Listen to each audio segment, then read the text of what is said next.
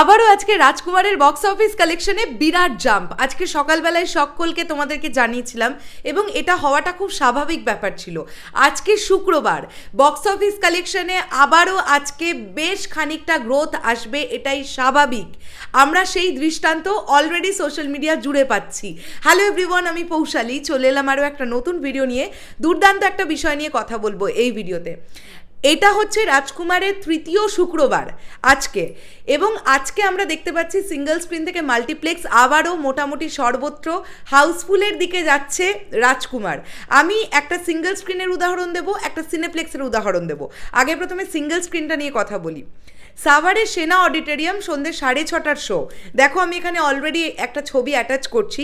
আমি যেরকম ছবিটাই social media থেকে পেলাম বা সাকিবিয়ান ভাইরা বোনেরা আমাকে পাঠালে তোমরা মেসেঞ্জারে, সেই রকম ছবি আমি দিতে পারলাম। এর থেকে বেটার ছবি আমি দিতে পারলাম না, আমার কাছে যেমন এসছে তেমনটাই দিলাম। সন্ধ্যে 6:30 শো আজকের রাজকুমারে সাভারের সেনা অডিটোরিয়াম হাউসফুল যাচ্ছে। এরপরে যদি আমরা চলে আসি সিনেপ্লেক্সের কথায়, আজকেও প্রচুর দর্শক যারা টিকিট না পেয়ে ফিরে চলে গেছেন। আমরা গতকাল থেকেই একটা আন্দাজ করতে পারছিলাম যে বসুন্ধরা সিটিতে স্টার সিনেপ্লেক্স সন্ধ্যে 7:30 শো হাউসফুল যাবে এবং এরকম কথাবার্তা উঠছিল। তার জলজ্যান্ত উদাহরণ তোমরা দেখে নাও। এখানে পুরো হাউসফুল, পুরো প্যাকড আপ শো যাচ্ছে সন্ধ্যে 7:30 স্টার সিনেপ্লেক্স। দুরন্ত গতিতে রাজকুমার চলছে এবং আজকে গত কয়েকদিনের তুলনায়, মানে ওয়ার্কিং ডেজগুলোর তুলনায় আজকে সিনেপ্লেক্সের রিপোর্ট অনেক অনেক বেটার।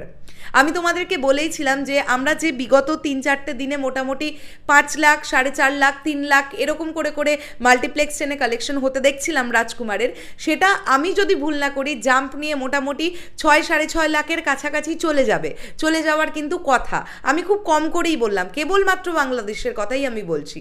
তো এইভাবে রাজকুমারের রাজত্ব চলুক এবং যতদিন না তুফান আসছে আমি চাইবো ততদিন রাজকুমার এরকম বিজনেস করতে থাকুক। হ্যাঁ, অবশ্যই সপ্তাহের মাঝখানের দিন বা কাজের দিনগুলোতে কালেকশন ড্রপ করবে, এটাই খুব স্বাভাবিক, যে কোনো সিনেমার ক্ষেত্রেই সেটা হয়। কিন্তু এই যে সপ্তাহের শেষের দিকে এসে আমরা যে জার্কটা দেখতে পাচ্ছি বা বক্স অফিসে জাম্পটা দেখতে পাচ্ছি, সেটা কিন্তু কোথাও না কোথাও গিয়ে ভীষণই ভালো লাগছে, দারুণ লাগছে। এবং আমার এটা বিশ্বাস যে আমেরিকা এবং কানাডাতেও বেশ ভালো চলছে রাজকুমার। ইতিমধ্যে তোমরা হয়তো নিজেরা দেখে ফেলেছো যে কোর্টনি কফি তিনি কিন্তু অলরেডি নিউ ইয়র্কে রাজকুমার দেখে ফেলেছেন এবং তিনি অবশ্যই খুবই ইমোশনাল হয়ে গেছেন, এটা স্বাভাবিক ব্যাপার। তার অভিনীত সিনেমা তিনি দেখেছেন এবং সেখান থেকে সম্বর্ধনা পেয়েছেন তিনি। পুরো বিষয়টাই তিনি সোশ্যাল মিডিয়ার মারফত শেয়ার করেছেন, আমাদের দেখতে ভীষণই ভালো লেগেছে। তো এইরকমই চলতে থাকুক রাজকুমারের রাজত্ব, একদম কুরবানি ঈদ পর্যন্ত চলুক, আমরা এটাই চাইবো। শেষ করলাম ভিডিওটা, দেখা হচ্ছে আবার খুব শিগগিরই নতুন কোনো ভিডিও নিয়ে। এই পুরো বিষয়টাকে নিয়ে তোমাদের কি বক্তব্য অবশ্যই কমেন্ট করে জানিও। টাটা।